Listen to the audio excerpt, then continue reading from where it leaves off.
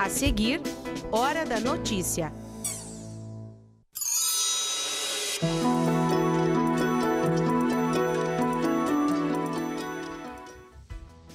Censo agropecuário de Passo Fundo quase concluído. Há mais de 10 anos não era feito o levantamento de dados do meio rural do município. Renovação do alvará, o prazo para empresas do transporte escolar e quais cuidados os pais devem ter na hora de contratar esse serviço. Nós vamos falar sobre o assunto com o secretário de Transportes e Serviços Gerais de Passo Fundo, Christian Tans.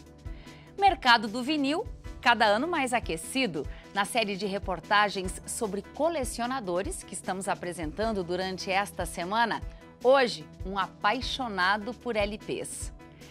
E ainda, corte de cabelo, doação de sangue e um pouco de alegria para quem está em tratamento no hospital. Foi assim o primeiro dia de aula de estudantes de medicina aqui da UPF. Hoje é quarta, 21 de fevereiro, é hora da notícia.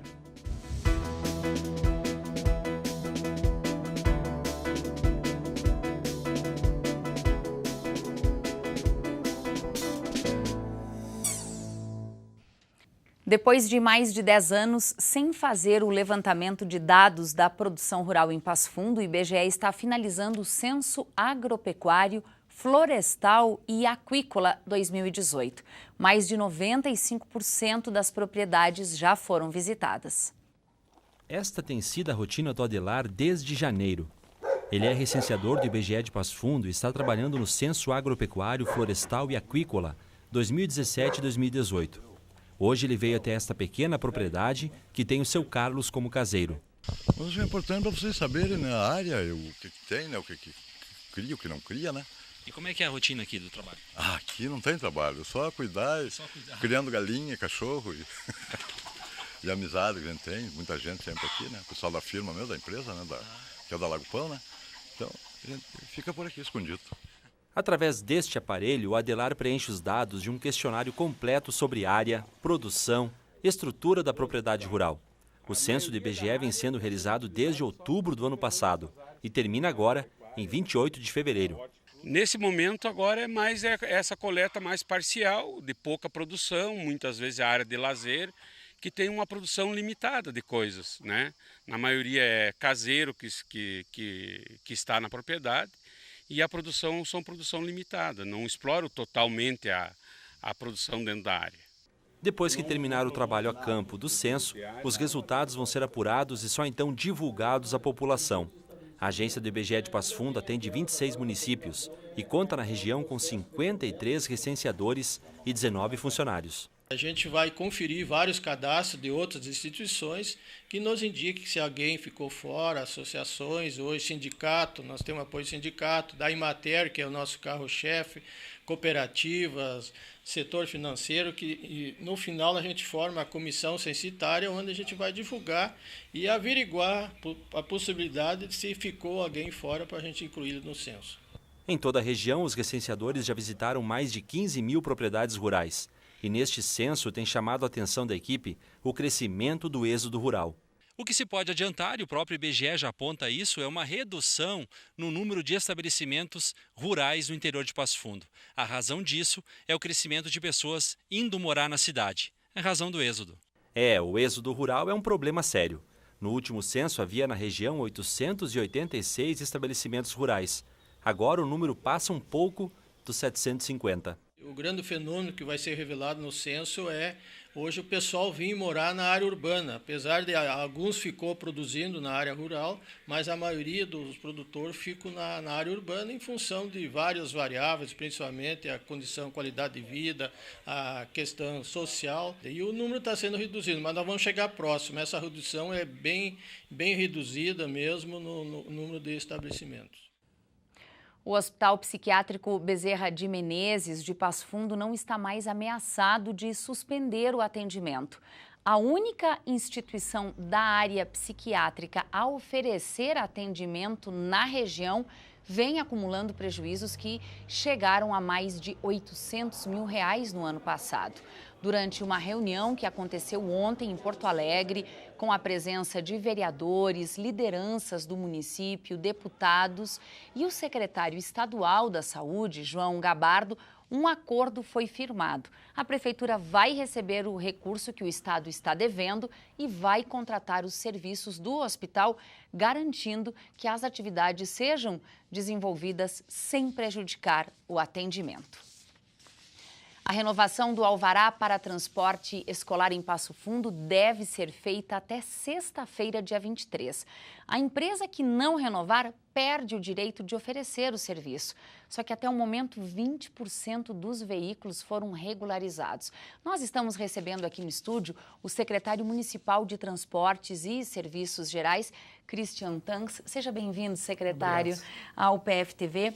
Eu começo já lhe perguntando, essa medida de renovação do alvará, ela serve tanto para as empresas que prestam serviço para a Secretaria Municipal de Educação, quanto aquelas vans particulares que transportam crianças pela cidade?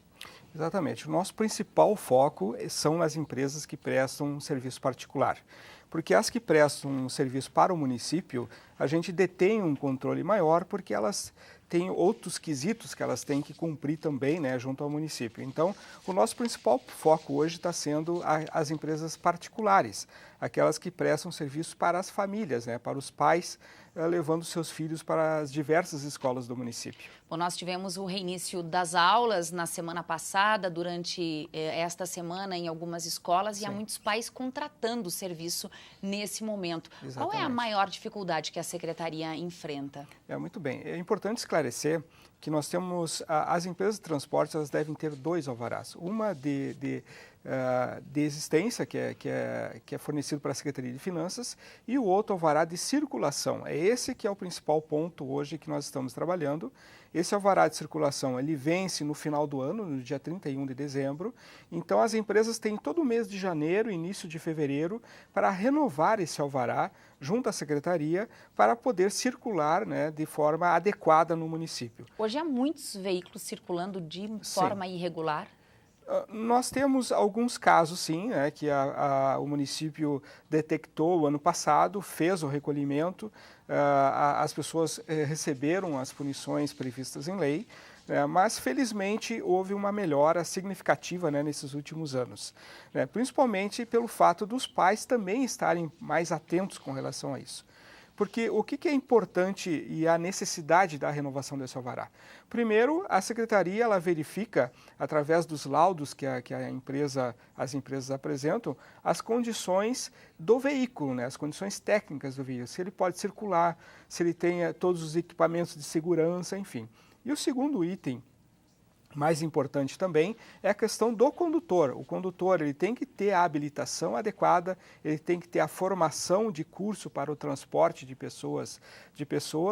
Então, é muito importante esse segundo alvará também para a segurança dos pais e principalmente das crianças. Secretário, esses critérios que você nos coloca aqui, eles valem tanto para quem deseja ter um alvará, quanto para quem deseja renovar esse alvará. São os critérios exigidos pela Secretaria. Exatamente, são os mesmos critérios. A empresa que estiver entrando agora no mercado terá que cumprir todos esses quesitos, e quem já está no mercado tem que também se manter com o alvará em dia, que comprova que o veículo está adequadamente e a habilitação do condutor também está adequada. Esse percentual de renovação até o momento de 20%, de alguma forma preocupa a Secretaria? Sim, é bastante baixo.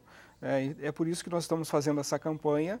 Nós temos um prazo até sexta-feira agora para que todas as empresas que ainda não protocolaram, né, o pedido, aquela empresa que protocolou o pedido não está valendo, mas aquelas que ainda não o fizeram devem fazer até sexta-feira, porque a partir de semana que vem nós iremos intensificar a fiscalização e fazer cumprir a lei, né? E principalmente levar a segurança e a garantia, né, para os pais que aquelas empresas que estão trabalhando estão adequadamente. São quantas empresas, secretário, e quantos veículos devem estar circulando? Hoje nós temos cadastrados no município, né, regulares, cerca de 80 veículos, distribuídos em 46 empresas, sendo que 50% dessas empresas trabalham de forma particular, ou seja, não prestam serviço para o município. Infelizmente, ainda há veículos clandestinos também trafegando ainda e que não estão temos os legalizados. fatos, né, que a gente já presenciou ano passado, por exemplo, nós fizemos o recolhimento de 4 veículos que estavam trafegando de forma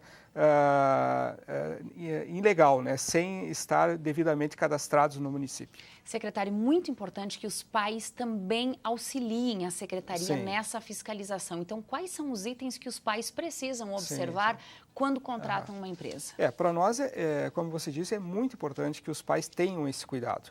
Primeiro porque é o seu filho ali que está sendo transportado, né? Então, ele deve verificar se essa empresa está devidamente cadastrada. É muito fácil verificar isso. A empresa que tem o alvará de circulação, ela recebe um adesivo que é colocado no para-brisa, né? Ali tem a data de vencimento, tudo bem certinho. Verificar se as condições, né, internas, principalmente do veículo, se tem as cadeirinhas, se tem o cinto de segurança, em algumas situações se tem monitor ou não tem monitor, né, conforme a legislação manda. Enfim, os pais, eles... Os pneus também precisam ser observados, não é, exatamente, né? Uma série de quesitos que rapidamente dá para se visualizar. Mas principalmente se ele tem o adesivo que significa que ele passou, né, pela verificação da secretaria. Tá certo. Secretário, muitíssimo obrigada pelas informações. Bom trabalho. Obrigado. Obrigada. Os investimentos para as obras de ampliação do aeroporto Lauro Cortes vão passar de 45 milhões de reais para 55 milhões. Os 10 milhões adicionais foram anunciados num encontro em Porto Alegre com vereadores de Passo Fundo, com o deputado estadual Gilberto Capuani e o secretário de Transportes do Estado, Pedro Westphalen. Os vereadores acreditam que todo o processo para que o documento possa ser assinado leve menos de um mês. A obra de ampliação do aeroporto é aguardada pela comunidade há quase uma década. Todo mundo sabe que o mercado do agronegócio já não é o mesmo que antigamente. Hoje em dia, a maioria dos produtores busca por estratégias que garantam um maior rendimento da sua produção. E é sobre isso que a gente conversa hoje aqui com o professor Thiago, que é coordenador do MBA Executivo em Agrofinanças aqui da UPF. Professor, um especialista nessa área tem bastante espaço aqui no nosso mercado de trabalho, né? Como é que funciona isso? Nossa região é propícia para esse tipo de curso, para esse tipo de educação, e o MBA Executivo em Agrofinanças ele foi construído para isso, para que a gente consiga desenvolver executivos profissionais que consigam aproximar as ferramentas do mercado financeiro do agronegócio, principalmente em 2 alicerces, que são proporcionar seguros de preço aos produtores e estratégias de comercialização e novas ferramentas que possibilitem ao produtor ou às indústrias acessar um mercado financeiro buscando alternativas ao financiamento público com menor custo e com prazo prolongado.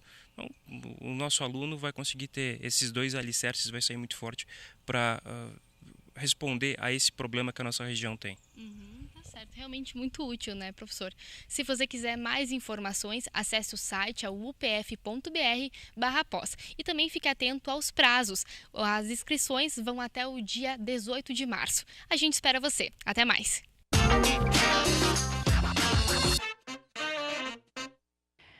Depois do intervalo, a paixão por discos de vinil. É mais uma reportagem da série Colecionadores. Nós já voltamos.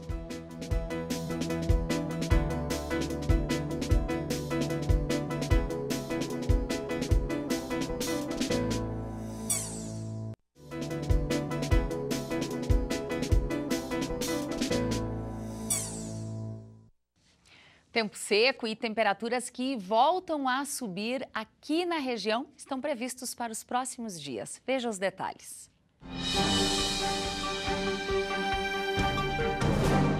A previsão do tempo para quinta-feira é de bastante nuvens em Passo Fundo, mas o sol predomina no decorrer do dia. A mínima fica na casa dos 15 graus e a máxima chega a 24. A sexta-feira estará de sol sem nuvens.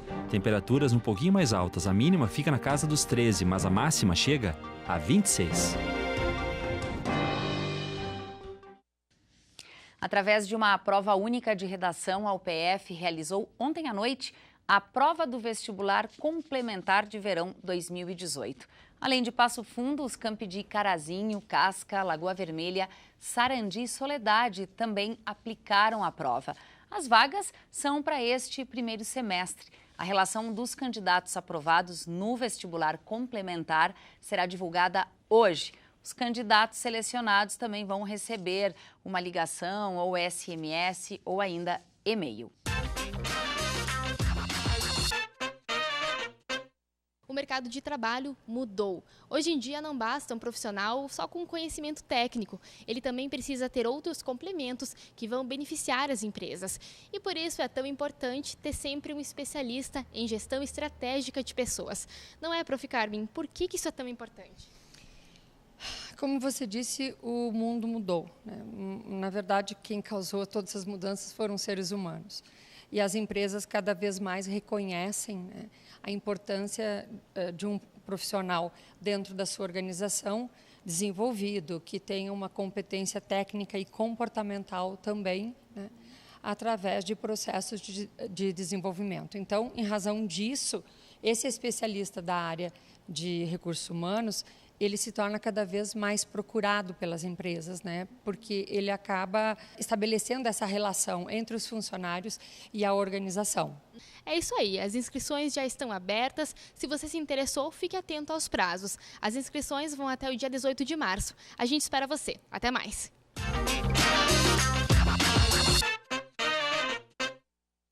Se você é da área das artes visuais e tem interesse em fazer pinturas artísticas em espaços públicos aqui de Passo Fundo, olha só, a Prefeitura está com uma seleção de projetos de arte urbana. As inscrições foram prorrogadas e agora podem ser feitas até o dia 10 de março. Os artistas com projetos selecionados vão receber R$ 2.000 pelos serviços prestados. As inscrições devem ser feitas na Secretaria de Cultura, que fica ao lado do Teatro Municipal. A relação entre os discos de vinil e Passo Fundo é valorizada em todo o país por meio do Selo 180, uma empresa fundada aqui na cidade que conseguiu lançar em vinil um álbum inédito do músico Raul Seixas. Esse é apenas um exemplo. O mercado do vinil está cada ano mais aquecido. Na série de reportagens sobre colecionadores que estamos apresentando durante esta semana, hoje a gente mostra um apaixonado por LPs. Uma edição argentina de 73 do Other Voice, do The Doors, que marca o primeiro álbum depois da morte de Jim Morrison, vocalista da banda. Nessa edição, as faixas foram traduzidas para o espanhol. Um autógrafo de Adam Clayton, baixista do U2, no quinto álbum, Joshua Tree, que vendeu mais de 25 milhões de cópias. Um inédito lançado em 2016 pelo selo 180 com músicas de Raul Seixas, gravadas em um festival de Águas Claras, em São Paulo, em 81. Uma coletânea com todos os discos dos Beatles. Também essa edição promocional da banda de rock britânica sem o Ringo Starr como baterista. Com outro baterista chamado Peter Best. Então, por isso que ele tem essa importância. Com certeza. Isso aqui são apresentações que eles fizeram na Alemanha, assim, as primeiras apresentações deles numa excursão. E aí ficou o registro, os caras gravaram e transformaram em disco, né? E essa é uma edição nacional. Ele até não é tão raro, entendeu? Mas a história é legal. Bem, como já deu para notar, são muitos os registros culturais e afetivos que fazem o Jaderson, aos 36 anos, ser um colecionador de discos de vinil. O início foi em 2002, quando ele se sentiu atraído pelos elementos sonoros produzidos pelos LPs. Um dia eu estava trabalhando, até por acaso, e entrei numa loja aqui em Passo Fundo, a trabalho. E nessa loja de discos estava tocando um som que tinha uma textura diferente. Aquilo me atraiu. E aí eu fui perceber que aquilo era vinil, que eu nunca tinha parado para prestar atenção num vinil. E a partir daquilo eu fui tomando gosto, eu fui pesquisando, eu fui conhecendo mais, eu fui comprando equipamento, comprando disco e até hoje e sempre.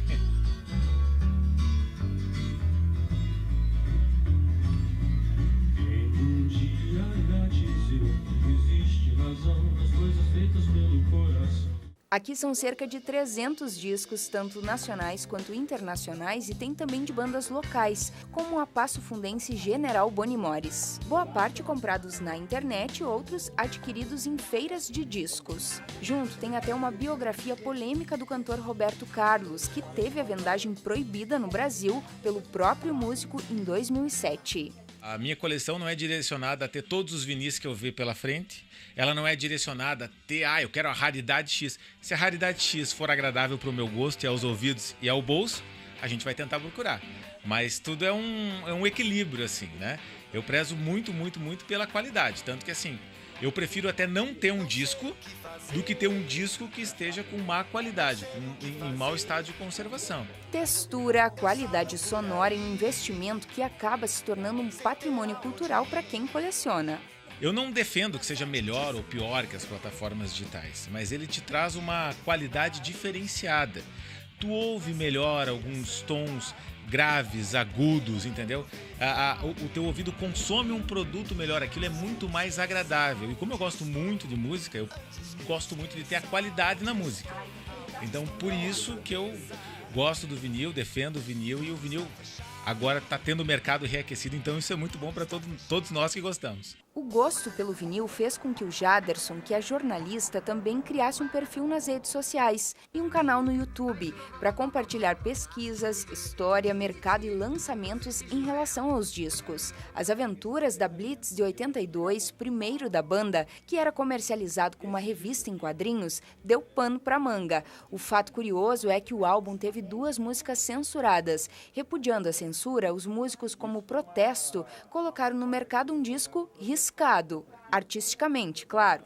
O material disponibilizado no canal do Jaderson sobre esse disco contou com uma participação bem bacana. Pois é, aí a gente já estava com o LP pronto, veio a notícia que tinham músicas que estavam sendo censuradas. E era uma coisa que a gente achava que só acontecia com Chico Buarque, com Caetano, Gil. A gente ficou decepcionado. E aí o Evandro Mesquita, o próprio Evandro, gravou um vídeo para mim. A produção me mandou depois por WhatsApp, ele gravou um vídeo contando a história do disco, então eu fiz o programa, usei o depoimento dele, foi muito legal. Já para ter o autógrafo do baixista do U2, o colecionador contou com a ajuda de uma amiga. Eu não sei como, mas sempre que algum grande artista vai a São Paulo, ela sempre consegue colar com os caras. E ela conseguiu pegar 2 autógrafos do Adam Clayton em 2 edições do disco e botou uma para venda. E uma eu comprei, ela até me mandou a foto depois do Adam autografando para mostrar que é real, né? Quem vai olhar ali a imagem vai ver que são só rabiscos, mas eu digo que são rabiscos feitos pelas mãos que fizeram o solo de With or Without. Então tá ótimo, né? São rabiscos originais. Para o colecionador, estão equivocados os que pensam que o vinil é coisa de quem tem mais idade e, portanto, é saudosista. Cada vez mais o público jovem é conquistado por esse formato, que preenche os ouvidos e amplia o mercado para essa cultura. Então o cara, quando quer ouvir a música, prestar atenção na música, sentir a música, o vinil te dá tudo isso. Então, quem quer a música dessa forma, busca o vinil. Por isso que o mercado está voltando, é por essa relação de carinho que o vinil nos dá. Sensacional, você não soube me amar, você não soube me amar.